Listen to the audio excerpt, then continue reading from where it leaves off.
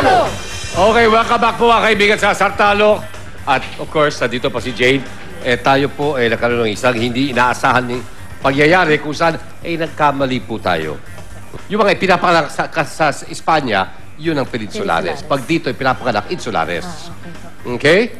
Ngayon naman, doon na tayo sa ating repeater question. Nawala man ng 850,000, pwede pa tayong manaral pa ng 150,000 pesos. Okay? Repeater question for 25,000 pesos. Same category. Ano ang tinaguriang oldest university sa Pilipinas at sa buong Asia? Naku, hirap niyan, Jane. Alam mo yun? Ang hirap I'm niyan. sure. Alam mo yun, ano? Gusto mo sa Babida just to make sure? Ha? Nasa isip pa rin niya, Kuya Dudes, yung babae. Tingin mo, naka-apekto sa kanya yon? Affected, oh. Affected. Hindi na, wala na nervous wala na kabe. Hindi ba, wala na yung pressure ng 850,000 pesos. Hindi kasi madadala sa langit yung pera, Jane, eh. Kami, St. Peter. St. Peter? Yung gamitin? Okay. Well, nakapag-desisyon na po si Jane gagamitin ang salbabida. Para lang, baka siguro, okay? Okay. Ito na tayo. Pwede pag makita ang salbabida. Ayun, no? Alam na niya. Alam mo na kanina no? Oo, nagdadala. Di, alam mo kanina Sayang, nagamit pati salbabida. Anyway, okay? Ito na. Palagpasan natin ito, okay na tayo. Doon tayo sa third level worth, 50 at 75. Your answer? University of Santo Tomas. Hindi na kailangan ng timer. Ang dali, eh. Ang sagot po ni Jane ay University of Santo Tomas. Simang, Sapol o Sablay?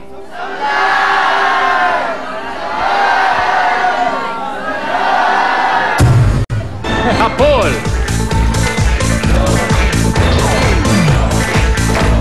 Isipin mo ha, founded on April 28, 1611. Next year po, 400 years old na pala ang University of Santo Tomas. Wow. Can you imagine, ha? 400 years. Okay, eto na. Tapos na tayo second level, may 25,000 pesos ka na. Next level natin, the third level, balik ang manalo ng 50 hanggang 75. Ready? Yes, sir. Okay, Miss Jane, third level tayo. Okay, wala na pressure eh.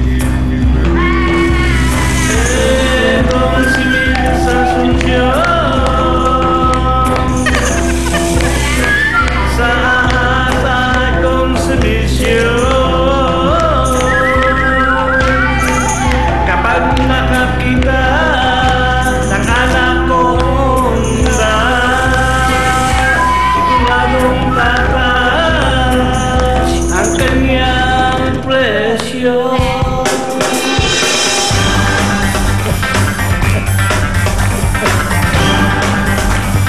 Ito na. Showdown na to. Wala nang atrasan. Wala tayong salbabida. At nagkamali ka na minsan. Next mistake, I'm sorry. Elimination time. Ayan.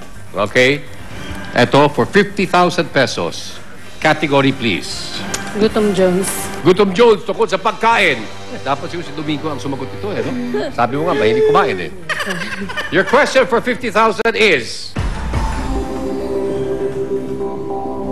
Sa anong D, nalutong ulam na tulad ng pinakbet, kilala rin ang mga Ilocano? Ang hirap niya. O, alam mo na? Okay, eto na, kumpiyansa. D. Kita mo As sabi siya, in- wala nang pressure Dumeng. Anong D? Anong daig? Anong D? Wala isipin ko. Gusto na sagutin? Sige, excited ako Diningding. Tanong natin muna. Ayaw mo ng timer? Timer tayo? Sigurado? Diba? Okay. Timer, please.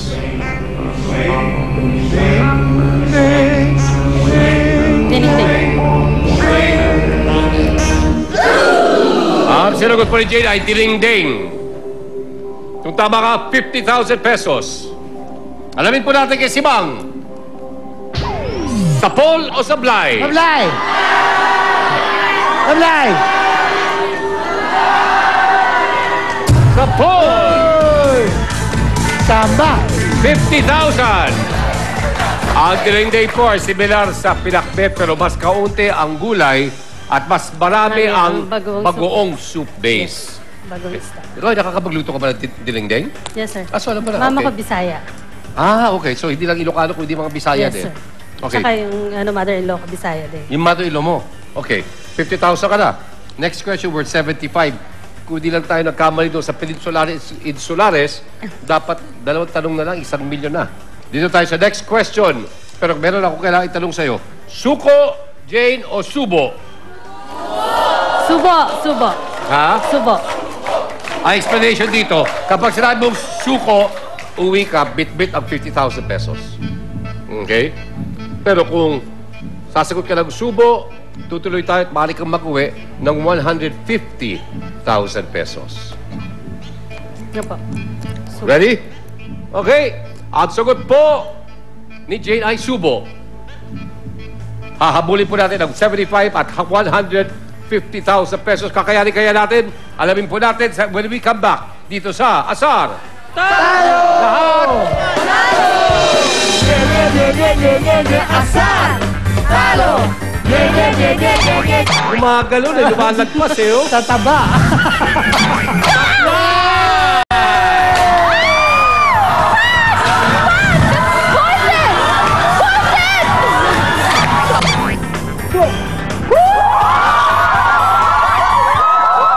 Hello mga kapuso, nandito kami sa Jess Island Resort!